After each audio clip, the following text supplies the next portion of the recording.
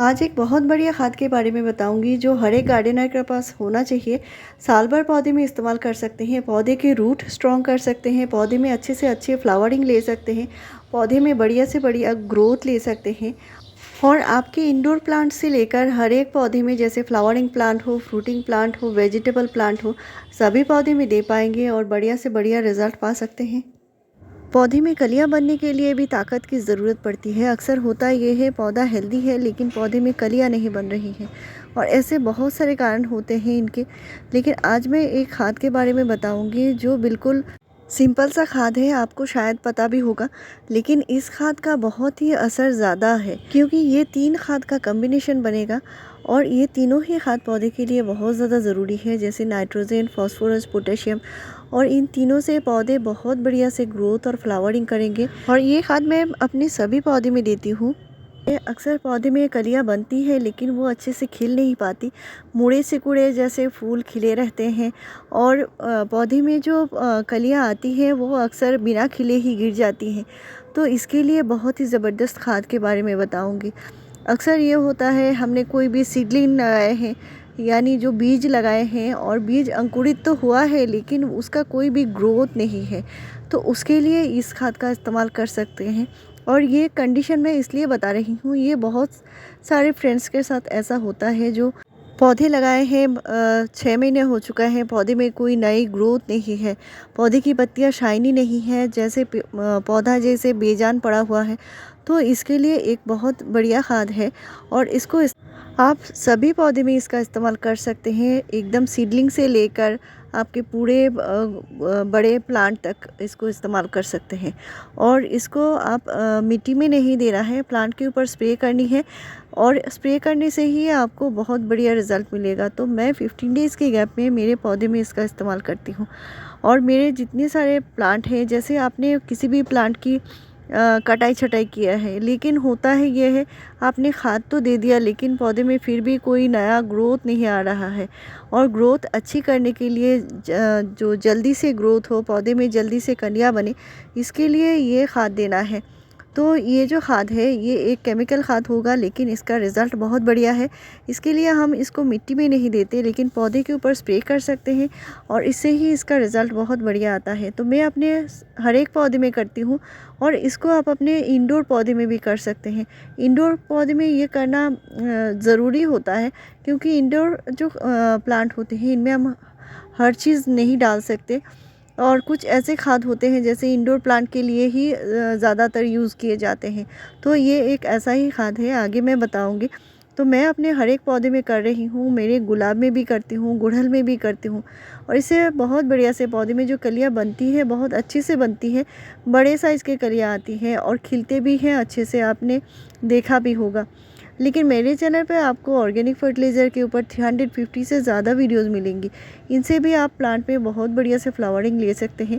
मेरे पॉट में आप देख सकते हैं प्याज के छिलके पड़े हुए हैं, और ये मैंने इसलिए दिया है, अभी तो मेरे प्लांट में मल्चिंग की ज़रूरत नहीं है लेकिन मैंने ख़ास उस प्लांट में दिया है। इस प्लांट को मैं रिपोर्ट करने वाली हूँ। इस प्लांट की जो मिट्टी है बहुत जल्दी सूख जाती है, इसलिए मैंने ये जो प्याज के जो छिलके हैं इसको देकर रखी हूँ। और प्याज के छिलके से और एक फ़ायदा बहुत बढ़िया होती है, वो है पौधे में बहुत बढ़िया से फ्लावरिंग भी होती है।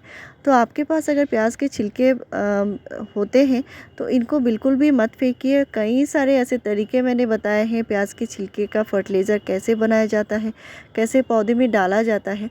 लेकिन आज मैं जो बताऊंगी वो भी एक बढ़िया खाद है। और तो इसको डालने का जो टाइम होता है, आप विंटर है तो दिन के टाइम दे सकते हैं, और अगर समर में देते हैं तो सुबह और शाम को दोनों टाइम दे सकते हैं, कोई भी टाइम दे सकते हैं। और पौधे में जो इस्तेमाल करना है, जो किसी भी पौधा है जैसे अच्छे से ग्रोथ अभी कर रहा है, फ्लावरिंग का टाइम है, जैसे आपके विंटर फ्लावरिंग प्लांट है, उनमें आप वीक में एक बार दीजिए, यानी सप्ताह में एक बार प्लांट के ऊपर स्प्रे कर दीजिए। दूसरा जो होता है, आपका प्लांट अच्छे से ग्रोथ करे, फ्लावरिंग करे, इसके लिए अब जैसे आपका गुलाब है, गुड़हल है, इनमें आप 10 से 15 दिन के गैप में प्लांट के ऊपर स्प्रे कर सकते हैं। और एक नया प्लांट मेरे पास है, वो देख लीजिए। ये है क्रिसमस कैक्टस, और इसमें बहुत बढ़िया से फ्लावरिंग भी होती है, देख सकते हैं। और जितने सारे ब्रांचेस हैं, हर एक ब्रांचेस के टिप पर जो बनी है वो कलियाँ बनी हुई है। तो बहुत आसानी से इस प्लांट को आप लगा सकते हैं। नर्सरी में आपको बहुत आसानी से अभी मिल जाएगी। और ये जो छोटे से पॉट में लगा हुआ है, इसका प्राइस मुझे 50 रुपीज़ आया है फ्रेंड्स। इसको देने के लिए अभी जो मैं फर्टिलाइज़र बताऊंगी, ये फर्टिलाइज़र आप इस प्लांट में दे सकते हैं। जैसे एनपीके खाद है, और एनपीके खाद के बारे में ही मैं बता रही हूँ। तो ये जो क्रिसमस कैक्टस है, बहुत ही कम देखभाल में चलने वाला प्लांट है। इसको बहुत ज़्यादा देखभाल की ज़रूरत नहीं है, बहुत ज़्यादा पानी भी देने की ज़रूरत नहीं है। ये एक कैक्टस की वैरायटी होती है, तो आपको पता ही होगा, इनको बहुत ज़्यादा धूप की भी ज़रूरत नहीं पड़ती। और आप सेमी शेड एरिया में रख सकते हैं या आपके गार्डन के बालकनी में रख सकते हैं। इनको डायरेक्ट सनलाइट की ज़रूरत नहीं पड़ती। और इनको जो रखना है, आपको बहुत ज़्यादा केयर की भी ज़रूरत नहीं है, बहुत आसानी से ये लग भी जाते हैं। और थोड़ी सी छोटी सी, इतनी सी छोटी कटिंग आप देख सकते हैं, सिर्फ ये एक पत्ती है और इस एक पत्ती को आप काट के लगा देंगे, इसका भी आप नया पौधा बना सकते हैं। और ये जो प्लांट मेरा लगा हुआ है, कोकोपीट और जो पत्तियों का खाद है, वो दोनों मिलाकर ये प्लांट लगाया हुआ है। तो पानी देते टाइम मुझे सावधानी से देना पड़ता है, बहुत ज़्यादा पानी एक साथ नहीं देना है और हर रोज़ पानी भी नहीं देना है। एक बार थोड़ी सी सूख जाए मिट्टी, तभी पानी देना है। और इसका जो फ्लावर आता है, कम से कम 4 से 5 दिन तक आराम से खिले रहते हैं, बहुत बढ़िया लगता है दिखने में। अभी यहाँ पे पता अच्छे से नहीं चल रहा है फ्रेंड्स, तो अभी मैं खाद के बारे में बता रही हूँ। और ये है एनपीके, तो मेरे पास ये है बैलेंस एनपीके। इसका बहुत बढ़िया रिज़ल्ट है और अपने हर एक पौधे में दे सकते हैं और इंडोर प्लांट में भी दे सकते हैं। तो ये है एनपीके 19-19-19, और इसमें 19 मात्रा में जैसे नाइट्रोजन भी है, फास्फोरस भी है और पोटाशियम भी है।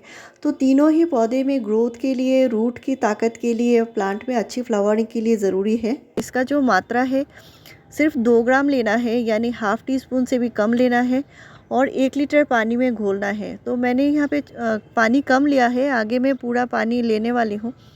और इस प्लांट पे मैं दूंगी तो बहुत ज़्यादा नहीं देना है एक साथ, प्लांट छोटा है तो कम करके ही देना है। और अपने हर एक पौधे में डाल सकते हैं, लेकिन मिट्टी में नहीं डालना है। आपके जैसे परमानेंट प्लांट है, उनमें मिट्टी में नहीं डालना है, क्योंकि परमानेंट प्लांट की क्या होती है, मिट्टी जो होती है वो उपजाऊ होनी बहुत ज़रूरी है। जैसे गुलाब है, गुड़हल है, अपराजिता है, इनके प्लांट के ऊपर स्प्रे कर सकते हैं। और इस तरह स्प्रे करनी है तो अभी विंटर टाइम है, तो दिन के टाइम ही करनी है। और इंडोर प्लांट में देना है तो आप 10 दिन के गैप में एक बार ज़रूर स्प्रे कर दीजिए। इससे प्लांट की जो पत्तियां हैं बहुत ही ज़्यादा लश्कीर बनेंगी। और देख सकते हैं मेरे बोगनविला में अभी तीसरी टाइम फ्लावरिंग हो रही है। मेरे इस छोटे से जो बोगनविला का प्लांट है, इसमें पहले 2 बार फ्लावरिंग हो चुकी है और अभी मैं सारे ही प्लांट में दूंगी। और आपने अगर छोटा सा कोई पौधा लगाया होगा, जैसे नया नया सीड ग्रो किया है, 2-1 पत्ते आ चुके हैं, तो उनमें भी स्प्रे कर सकते हैं। एनपीके एक ऐसा ही फर्टिलाइज़र है, इससे आपको प्लांट में जो ग्रोथ है बहुत जल्दी से होने लगेगी। आपने गेंदे का प्लांट लगाया होगा, गेंदे में भी अभी स्प्रे कर सकते हैं। जितने सारे आपके विंटर के फ्लावरिंग प्लांट हैं सभी में कर सकते हैं, और समर के प्लांट में भी कर सकते हैं, जो आगे जाके जो प्लांट डोरमेंसी से निकलने वाले हैं। और जितने सारे पौधे की कटाई छटाई अभी करने वाले हैं फरवरी महीने में, तो कटाई छटाई करने के बाद, यानी प्लांट की प्रूनिंग करने के बाद, आपको प्लांट के ऊपर स्प्रे करनी है। इससे बहुत जल्दी नए फुटाव आएंगे प्लांट में। और ऐसे बढ़िया जानकारी पाने के लिए मेरे चैनल को ज़रूर सब्सक्राइब कीजिए। Thank you.